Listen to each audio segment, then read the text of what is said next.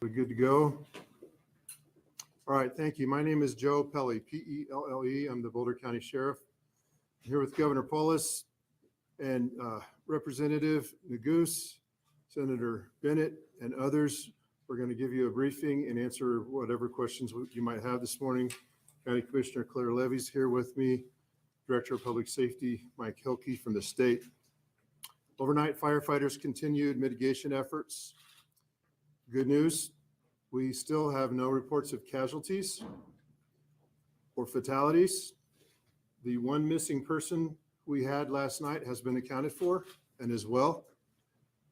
So that's awesome news, and actually, I think, given the events that we had yesterday, pretty miraculous. We were fortunate that the winds dissipated last night. We're expecting snow today. That snow has already started. We're hoping to see 3 to 6 inches of snow and some good moisture. That's certainly going to help our efforts. This morning, Governor Polis, myself, and others flew over the area to assess the damage.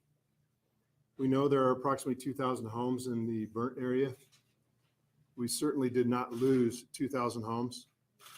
We did see entire subdivisions, as I talked about last night, the west side of Superior, Old Town Superior, that are totally gone. That accounts for easily for 500 homes. West of Superior, out towards Marshall, Eldorado Springs area, we saw dozens of burned out homes. The south side of Louisville suffered some pretty catastrophic losses as well, dozens of homes.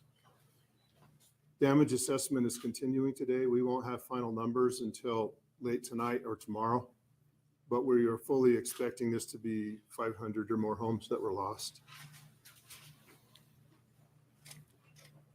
The fire burnt in an interesting dynamic with mosaics. You can see how the wind and the topography drove that fire in certain directions, devastated some neighborhoods and some blocks, and left neighbors standing and intact. I know residents want to get back to their homes as soon as possible to assess damage. In many of those neighborhoods that are currently blocked off, it's still too dangerous to return. We saw still active fire in many places this morning, and we saw down power lines. We saw a lot of risk that we're still trying to mitigate. As soon as residents are able to get back, we're going to let them back. That's our goal. We don't want to keep people out of their neighborhoods or their homes. Last night, there was a boil water announced for the town of Louisville, city of Louisville. That now extends to the town of Superior. The issue is water pressure was lost in those communities, and so water is potentially contaminated, even domestic water, and it'll need to be boiled in those areas in the southern part of the county around Louisville, Superior, and in Superior. I want to stress that all of the trailheads east of Highway 93 and McCaslin to the south are closed. Stay out of that area. We still have power line issues and fire. We've received an outpouring from the community to be volunteers and to make donations. We appreciate this, but please do not self-deploy to those areas. And for those who want to volunteer, please visit coloradoresponds.org. If you want to make donations, go to our website at boulderoem.com. There are details on how to make donations and how to register and be available through the Red Cross or the Community Foundation of Boulder County. We have a community call center established. This call center has information concerning the fire's impact on Boulder County and can be reached at 303-413-7730. 303-413-7730. Again, we ask if you have general questions about the fire, your neighborhoods, road closures, please call the call center. Do not call 911. I'm going to turn that over to Governor Polis now. Thank you. Thank you, Sheriff Pelle. Just moments ago, we did a aerial reconnaissance mission thanks to the Colorado National Guard of the areas impacted. We We're able to do it in the brief window before the snow, and how grateful we are that the snow has started. There were still some areas with active flames. Mostly it was looking at the neighborhood level devastation. As the sheriff indicated, there's neighborhoods where, because of the nature of the fire spread by gusts of up to 105 miles an hour, it would spread to a house here or there, over other houses, past other streets. Very unusual burn pattern. And the other unusual factor is just as in the blink of an eye. This was a disaster in fast motion, all over the course of half a day. Nearly all the damage, many families having minutes to get whatever they could, their pets, their kids, into the car and leave. The last 24 hours have been devastating. It's really unimaginable. It's hard to speak about. Like many Boulder County residents, I have texts and voicemails from friends letting me know whether they're safe or not, what they've lost. I also spoke to the president just before this press conference. The president called. He offered his support for the people of Colorado. They also gave verbal authorization. The president approved the expedited major disaster declaration, and that'll be finalized and papered in the next couple hours. What that means is it allows those who suffer loss, small businesses and homeowners, they won't have to wait for the preliminary damage assessment for housing and small business assistance. So that will be forthcoming very soon because of this disaster and the actions that the president took. And the president sends his regards to the people of Colorado and those who are directly impacted. This hit close to home for so many of us, literally in some cases for those of us who live nearby, but also in terms of this being a fire that wasn't a wildfire in the forest. It was a suburban and urban fire. The Costco we all shop at, the Target we buy our kids' clothes at, all surrounded and damaged. Nearly 1,000 homes in two very tight-knit, beautiful communities that our state has are gone. And, you know, we talk about houses destroyed, but each house is not just a house, it's a home. It's a sanctuary of comfort for those who live there. It's a reservoir of memories where families were raised. You know, it feels like we've experienced enough loss and tragedy these last 2 years, and then yesterday happened over the course of several hours. This is our community, and to watch it burn so quickly, so unexpectedly, is something that I think we're all just struggling to believe and understand. So different than fires that over a period of weeks and months develop.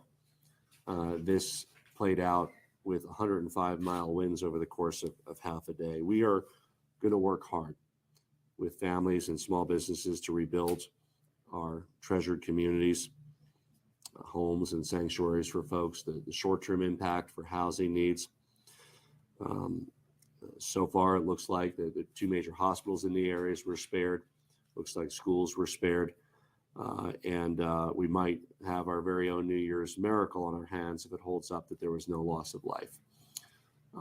We know that many people had just minutes to evacuate, and if that was successfully pulled off by all the affected families, that's really quite a testimony to preparedness and emergency response.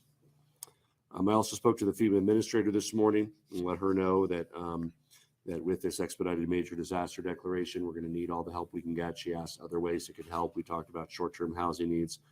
We talked about additional needs for hospital capacity because of the hospital Avista that will be, while not destroyed, out of commission for a period of days or weeks. It's uncertain when that'll be back at 100% capacity.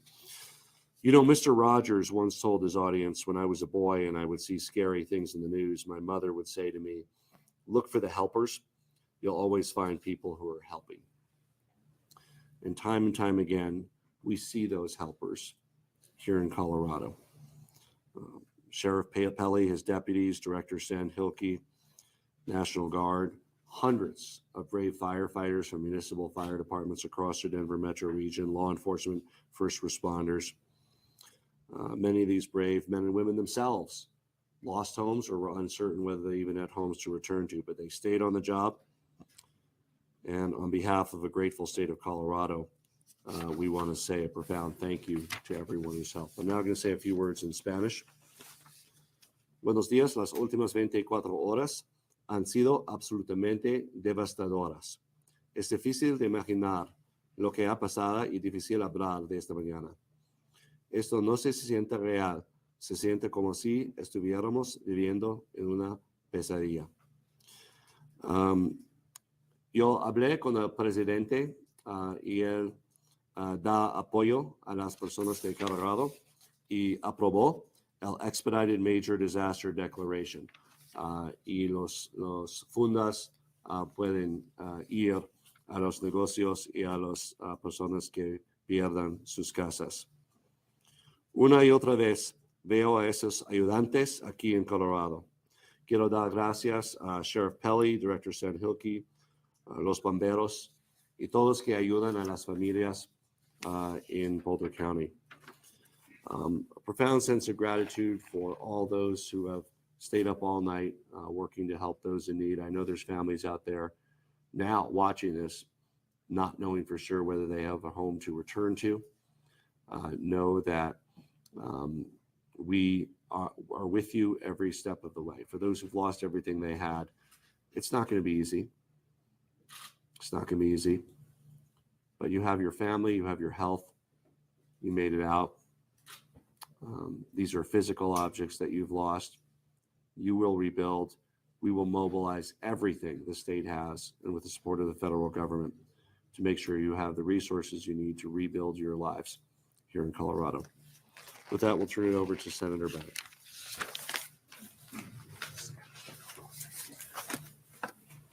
Thank you, Governor. Thank you for your leadership again in another profoundly difficult moment for this state with just one day left in the calendar year. I'm going to be brief. I want to start by thanking the sheriff and all of the first responders who did just an unbelievable job of getting people out of here and of making sure that people evacuated. We don't know what the final numbers are going to be here, but when you fly over this, to know that the loss of life is, you know, if there is any, is going to be as limited as it is a profound testament to the way that the first responders alerted people to the danger.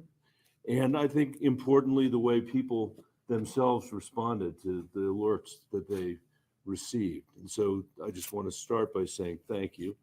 And second, I want to thank President Biden for responding so quickly here. And you have my commitment, and I know the commitment of the entire congressional delegation, to do absolutely everything we can to work with the governor to make sure that the full measure of the federal government's response is brought to bear here. In Colorado, we're used to this, unfortunately. We've had our share of floods and fires and natural disasters. And what I can say, for at least for the last decade or so, is that in every single case, we have built back stronger than we were before the disaster happened. And I'm absolutely certain that that's going to be the case here. Boulder County and the communities that have been affected have been through this. This fire may have happened on the plains of Colorado, which is very unusual. But this county, we know, is mountain strong. And we know we're going to be able to rebuild better than we were before. And I want to turn it over to my colleague from the delegation who represents this part of the state, Joe Neguse. Well, good morning, everyone. First, I want to start by thanking our firefighters, our first responders, police officers, everyone who has been working so diligently throughout the day yesterday and this morning and through the night to protect lives and livelihoods. We are incredibly grateful for your service and your bravery, and that starts with my friend and colleague, Sheriff Pelly. Many of you know that Sheriff Pelly is one of the longest serving sheriffs in Colorado history, and he has had his fair share, more than his fair share, of disasters during his tenure. And we are so grateful for his leadership and the work that all of his deputies and incredible firefighters who drove up last night from West Metro and from Jefferson County, from Denver, really across our state to help protect our community. Thank you to Governor Polis for his leadership, to Mayor Stoltzman and Mayor Folsom, both of whom have done an incredible job under some really troubling circumstances, leading their respective cities of Louisville and Superior, not knowing whether their homes were safe during this terrible tragedy. Yesterday was a devastating day for Boulder County, for Superior, and for Louisville. These fires, as you heard the governor say, are unprecedented. They moved through neighborhoods with a speed and a magnitude like we have never seen before. And we know already that the damage will be costly and disastrous. And we saw that for ourselves during the overflight that we just took a few minutes ago with the governor and the senator. As the sheriff laid out, there are countless families in our community today who are learning that they have lost their homes and all of their possessions. For each of the individuals who are learning of this loss, for those who have been evacuated from their homes, we stand with you, ready to assist you in any way that we can. I had the opportunity yesterday to visit with many individuals, constituents, neighbors at one of the major evacuation sites in Lafayette, in my hometown, at the YMCA. And to hear their stories, as the governor said, many of whom literally had minutes to evacuate their homes and learned that they had in fact lost everything they owned, was heartbreaking. But I also was heartened to see so many of our fellow Coloradans there at the evacuation center, dropping off supplies, neighbors taking care of neighbors. It's the Colorado way. It's what we're known for, and that is certainly on full display today.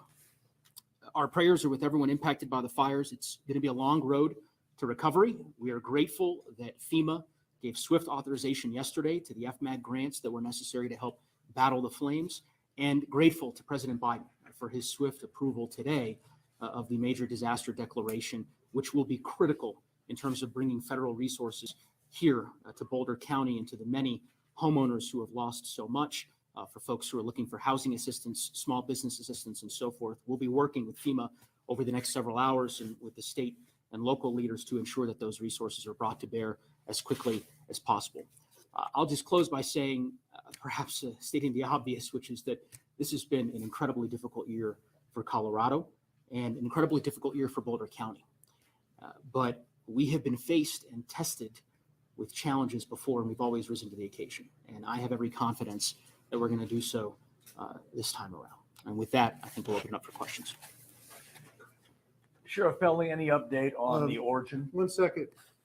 Commissioner, Senator, Mayor. Thank you, everyone. I'm Ashley Stolzman, Louisville Mayor. I just want to take a moment to thank all of the first responders, Police Chief Dave Hayes and our Fire Chief John Wilson, for the tremendous effort they've put forward. I also want to thank everyone for their patience. We need community members to continue to stay out of the area until the evacuation order is lifted. And when folks do get back, we need everyone's help in conserving water. We're still under a boil order, and so we need everybody to follow the instructions on the CDC website and maintain safety if you are drinking the water. Louisville's a very strong community. We stand with Superior. We share a high school. We share a library, and we're going to get through this together. We've supported each other nearly for 2 years through the coronavirus pandemic, and we'll continue to support each other and work through this. So thank you all for your patience, and please continue to follow the instructions on the OEM website. Okay, questions? Governor, Sheriff, any update on the origin? Any reason to believe it's anything other than high winds, a power line, sparks, and dry grass? We do know we had power lines down in the area of the origin of the fire. The origin of the fire hasn't been confirmed. It's suspected to be power lines, but we are investigating that today. And we have folks on the ground as we speak trying to pinpoint that. Anything else being investigated, Sheriff, other than the power lines? We're investigating anything we find out there. Residents would like to know about containment or plans for the fire today. The fire, the snow has started. Absent any major changes in the weather, there's very limited potential for additional negative impact. There are still some smoldering flames. There's finalization, but at this point, as long as the weather holds up here, there's not going to be substantial additional damage from this fire. And I want to introduce a hero, Mike Smith, Smitty. He's been the incident commander on this fire since it started.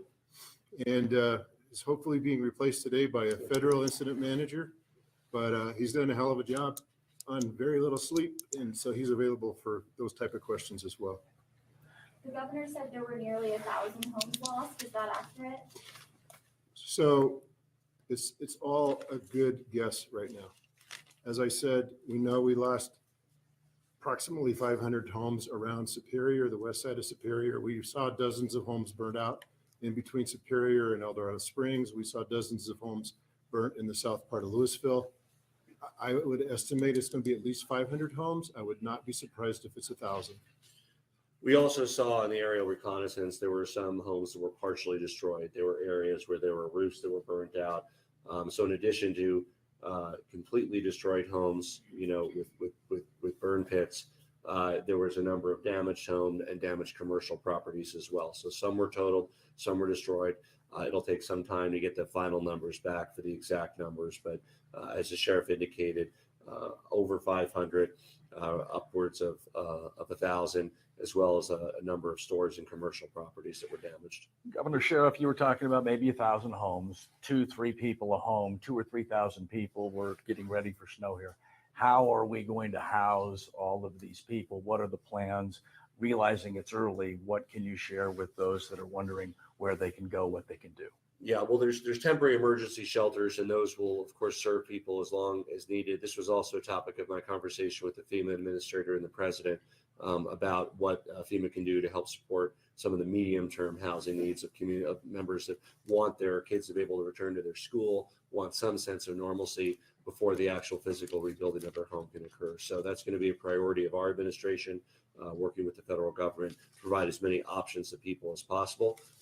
The county and the sheriff did a great job setting up the emergency shelters. And it's my understanding there's about 200 people currently at the emergency shelters. Again, many have fled to stay with friends or in other areas.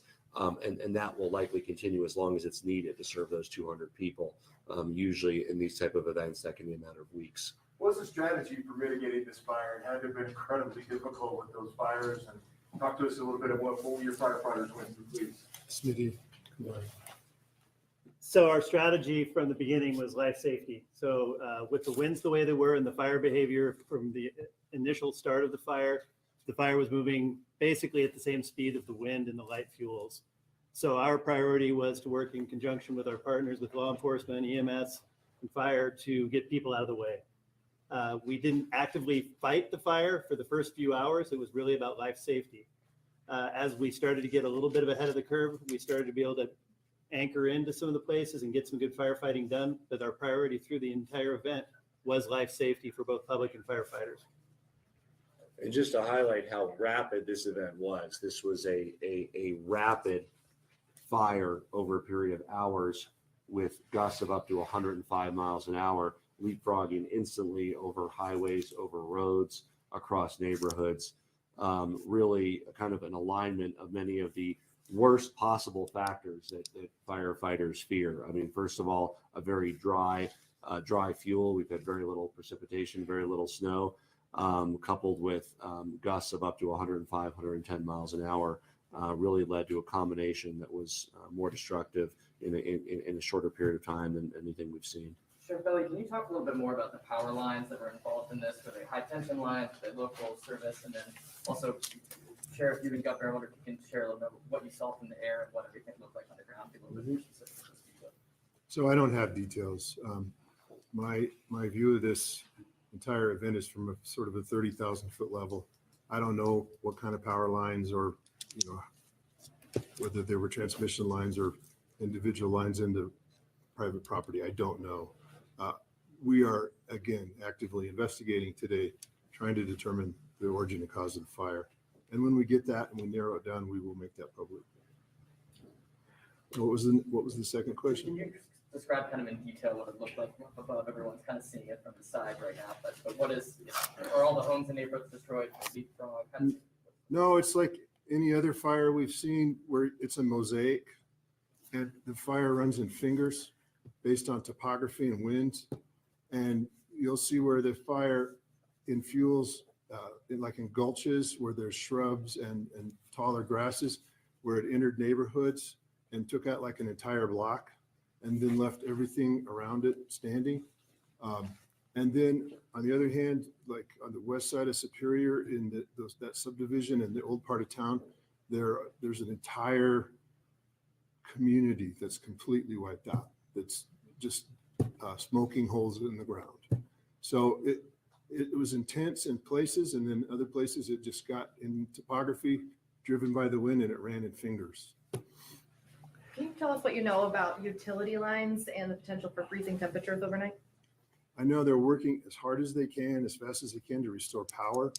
So a major issue with late season fires for us, and we've experienced this in the past, is we have warm temperatures, we have wind, we have a big fire, we lose power, and then the next day we freeze over. And so all those homes, we are in danger of broken pipes and running water and that. And so I know that restoration of power is a major priority. Is US 36 still closed? When will it reopen? Do you have any? It is still closed. We're still continuing to do damage assessments along the road. We are looking very hard at how quickly we can get some of those major thoroughfares open, but I don't currently have a time. Did you all hear that okay? Sheriff, unconfirmed calls to our newsroom that there were fire hydrants in Louisville that might have been dry or not operating yesterday. Any confirmation, any information on that line? Yeah, they were having water pressure issues, but here's what happens when you have neighborhoods burn out. The individual homes start leaking, right? And then the pressure to those individual hydrants becomes less and less. And so I know they were having problems with fire pressure or water pressure. Thank you. That's actually not unexpected in a major event like this. Sheriff, you said one missing person had been located. Are there any other indications there are missing individuals? No, we don't have any. We don't have family members calling in, telling us they can't find Aunt Rose. None of that.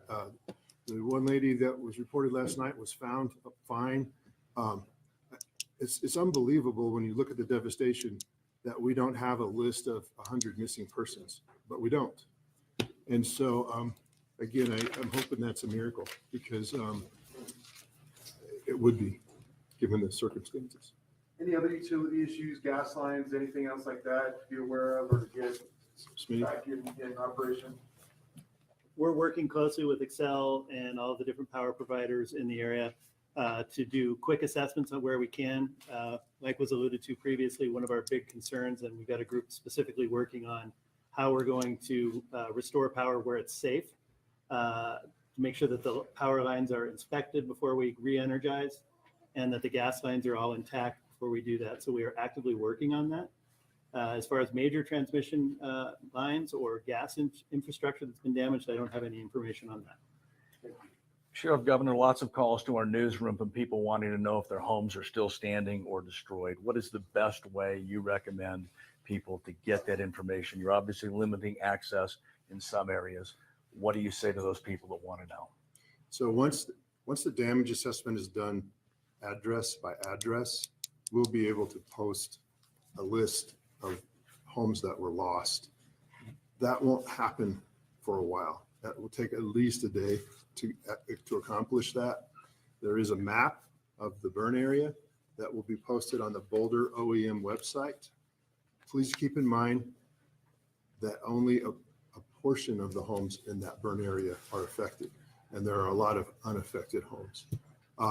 There will be the ability, I think, soon for flights, that kind of thing to give more information to the public. But right now, I can't provide information on specific addresses. How satisfied were you with your readiness level and the equipment you needed to fight this best you could, sir? For the hand that we were dealt, I don't think that we could have done a better job. The initial response from the local fire departments, then stepping up through the county response, the delegation to the sheriff, and then the cooperation through the governor's office, through the state DHSEM and DFPC were both fantastic. And I think the collaborative effort really did show the preparedness level and the amount of preparations that we've done here in Boulder and statewide as well. Yeah, there's no technology or equipment that's available to have halted this kind of fire in its tracks with 105-mile winds and the dry conditions and the fuel that was available. but the firefighters, the sheriff, the state assistants, they did everything they could, as you said, Smitty, with the hand that they were dealt. Governor, you've dealt with a lot of challenges in the past 2 years with COVID. You talked about what you saw from the helicopter. Can you let us inside the emotions of what you had to watch in that helicopter? You know, I of course have many friends in the affected areas. I just want to read a text from one that I got, a friend who lost their home, or doesn't know if they lost their home. She said, "I'm in the Springs with my parents. My sons got out okay. We may not have homes tomorrow, but we have each other. I'll miss the treasures we've collected for the last 30 plus years. And while not replaceable, that's not people.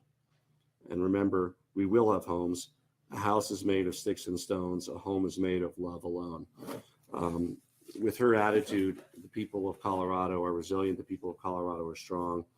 They will build back. This has been a tough few years all around. The 3 largest wildfires in the history of our state. But to put things in perspective, those 3 largest wildfires combined, while over 600,000 acres, each one of them over 200,000 acres, still destroyed less homes and less businesses than this fire of 6,000 acres, because this was fundamentally an urban and suburban fire. The people of Colorado will build back if we're granted this New Year's miracle of no loss of life. It truly is nothing short of miraculous. And we have one another. Most, if not all, people got out and are safe. And we, as their friends and neighbors and fellow Coloradans, are going to do everything we can to help them rebuild their lives. Let's do one last question. Do we have an estimate on containment or how many acres are currently burning? So the total area of the fire, the burnt area, has been updated overnight with the state airplane overflight to 6,000 acres. There are still areas burning inside the fire zone, around homes and shrubbery and that kind of thing. But we're not expecting to see any growth in the fire today. I think we're pretty well contained, except for what's happening inside the fire zone. Would that be accurate? Yeah, as far as a percentage number, we're still calling it 0% contained, but as the sheriff said, I don't think that we will see much fire growth. But this isn't a fire that we would traditionally see like in the mountains, where we would be going out and digging hand line and using heavy equipment to dig containment lines. This is more about working around the perimeters of homes and working our way through the process. So we're having to kind of change our thought process on what containment looks like as far as a percentage, but I do think that our forward progress is going to be very minimal from this point on. And just speaking anecdotally, from looking at the aerial reconnaissance that we did, very little fire, very little active fire, mostly burnt out pits and areas, grassland fires, move fast, limited fuel, different than trees, and a few areas where we saw smoldering flames, a few here and there, really areas that might have just be finishing off their burn, almost all of them with no available fuel around them. So again, absent the kind of winds that we had before, they're not likely to jump everywhere. They're burning through the very limited fuel that they have, and are likely to extinguish themselves. And of course, we also now have snow and precipitation in the area. Thank you to those across Colorado and those across the world who have joined with the people of Colorado in helping us get through this difficult time. We thank you for your love, your prayers, and your affection. And we look forward to your help in helping our affected families and our community build back stronger. Thank you. Thank you, everyone.